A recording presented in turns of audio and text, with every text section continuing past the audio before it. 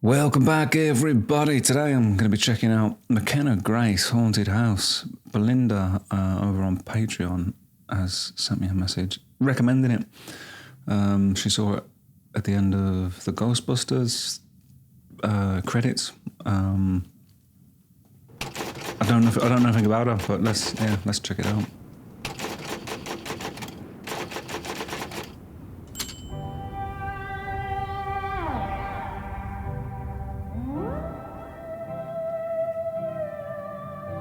You walk out the door, then you walk back in the second that it's cold outside, and you see I've got something to give, and I'd give it to you 100 times over, till you screwed me over just like the last time, saying it was the last time. I paid the price, staying alone in my room after what happened in June, thinking Man, I'll start it again. There was that lovely, sounded a bit like, what's that thing, that you use your hands, there's like a wire, what the hell's it called? Where it sort of goes, then the Beach Boys use it on, and all that. But it sounded a bit like that, didn't it? It was unexpected. I'm hoping for more of that, man. I hope it's not just at the start.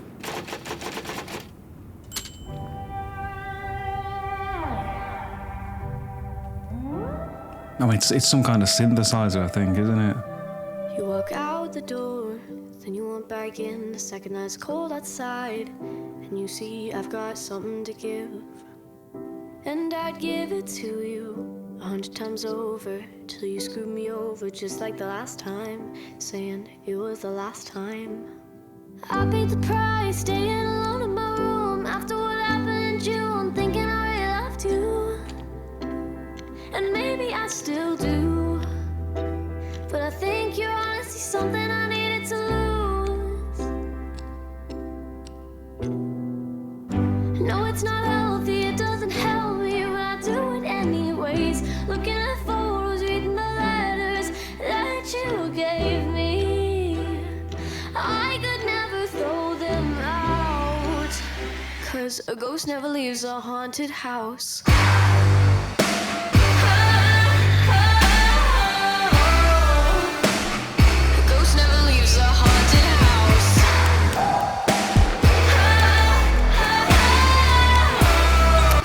Well, I think like, what do I think, man? It was nice sort of starting off sparse with the vocal and stuff, and the pre-chorus comes in.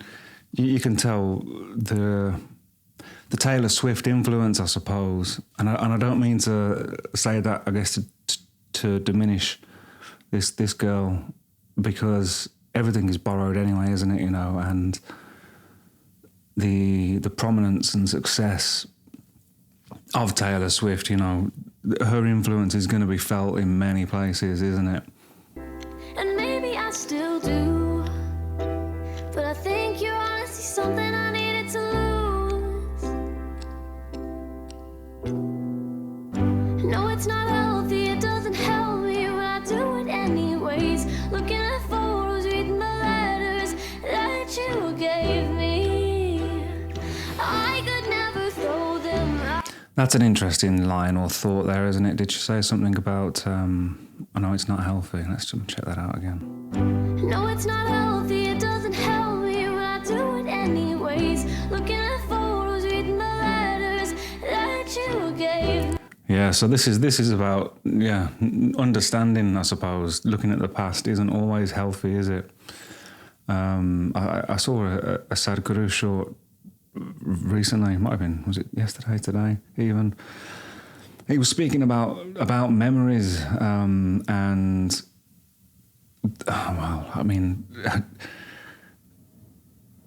I've said before in many reactions, looking back is important, understanding your mistakes, and your traumas, I suppose, and why you are the way you are is important, isn't it?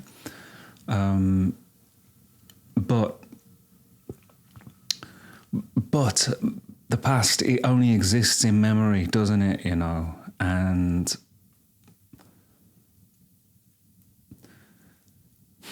how do I condense what he said? Man, because it's probably like a minute long thing. But the one line that comes to mind that he said now was that you should stand upon your memories and not sink into them, because if you do, they'll carry you away like quicksand. Paraphrasing probably, but I think that was around about what he was saying, which I suppose is important to remember, isn't it? Moderation, I suppose. Well, I was going to say moderation in every aspect of life. But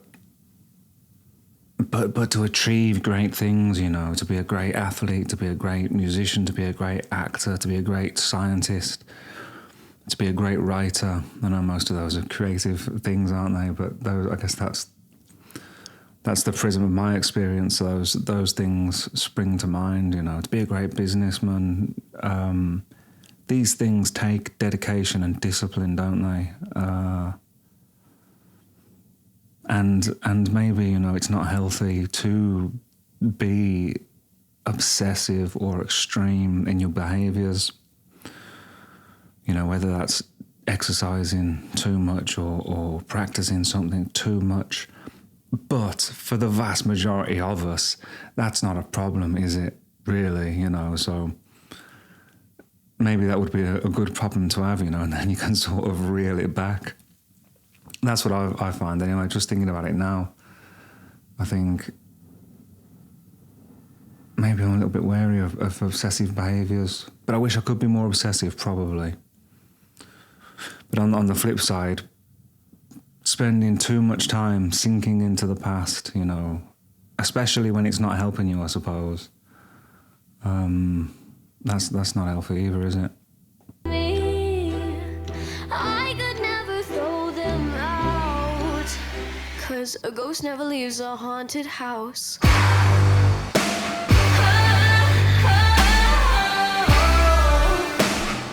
ghost never leaves a haunted house.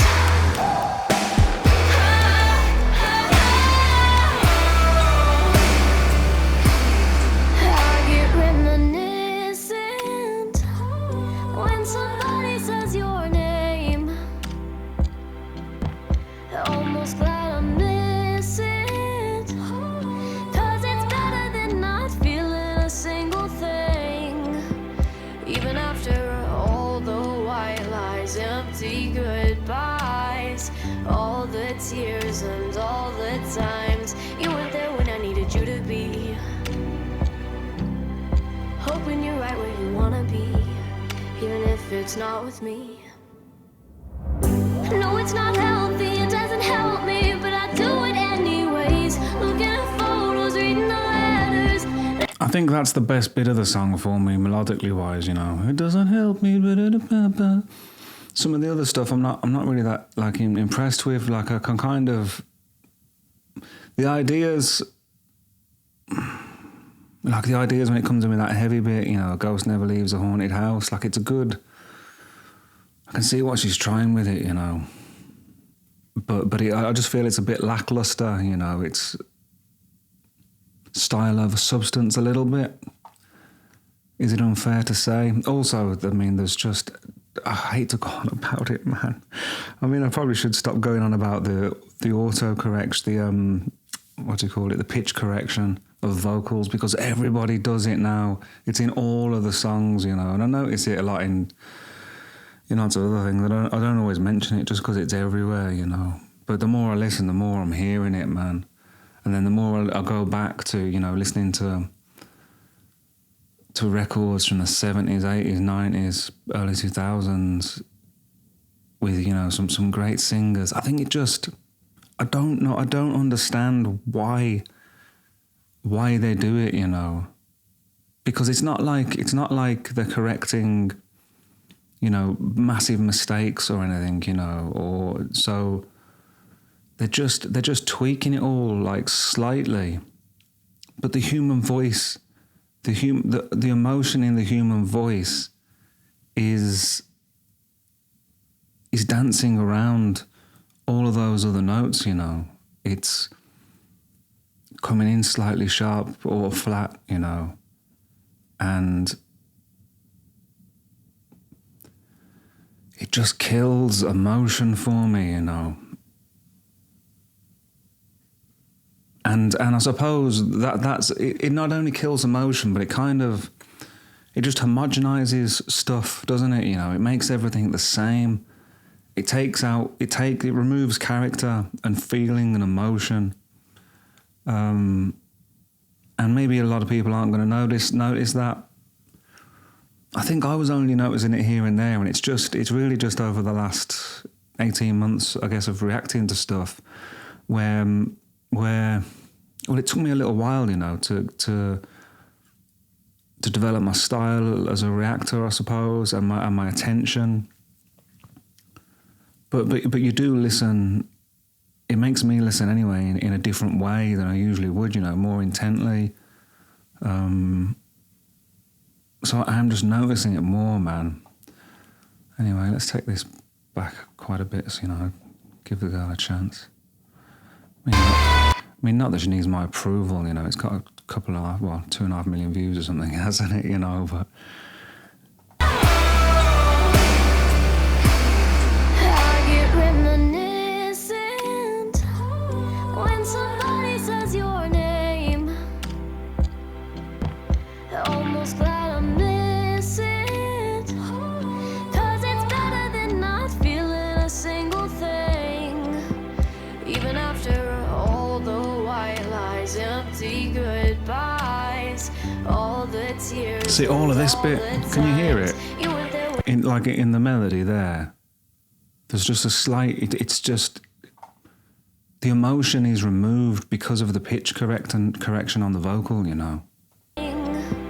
Even after all the white lies, empty goodbyes, all the tears and all the times you weren't there when I needed you. Do you know what I mean? Hoping you're right where you wanna be, even if it's not with me. No, it's not healthy, it doesn't help me, but I do it anyways. Looking at photos, reading the letters that you gave me. I could never throw them out, 'cause a ghost never leaves a haunted house. A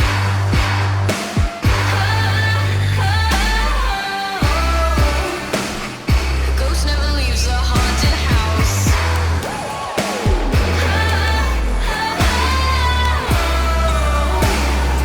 I mean, it's just a very, it's simple, but it's not good simple, I don't think. The it's just, there's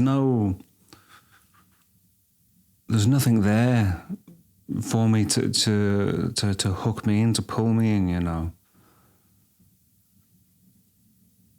That I think they're just, man, I don't want to be like mean unnecessarily, you know. It's not what I'm here for, what I'm about. And I mean, well, we've got like 40 seconds left, man. So is it going to go somewhere else? Because it could really do with like a middle eight bridge type thing, couldn't it? You know, to go somewhere else a little bit for a little while. Okay,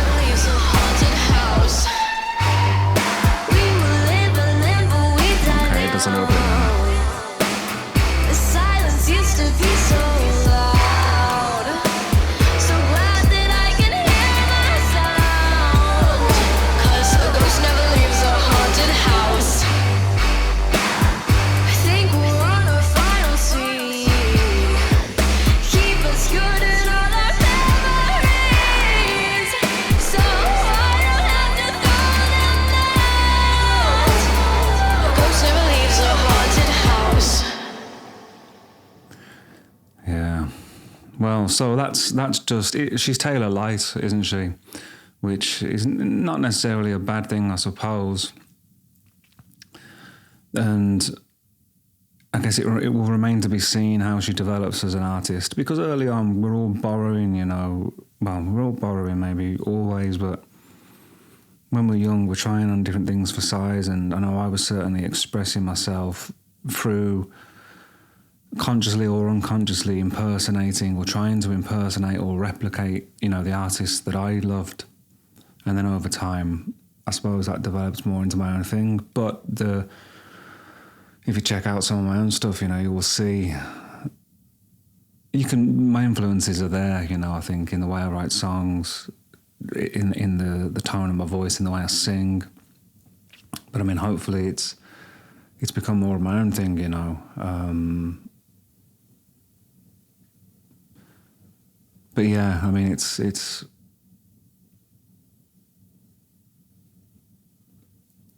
I didn't think it was a great song, unfortunately. But anyway, you know, maybe I'll check out if she's got anything else that's, you know, different to this, you know, that maybe I will give her another chance, you know. Yeah, if there's something different, let me know in the comments. Love to, everybody. Have a great week. See you later.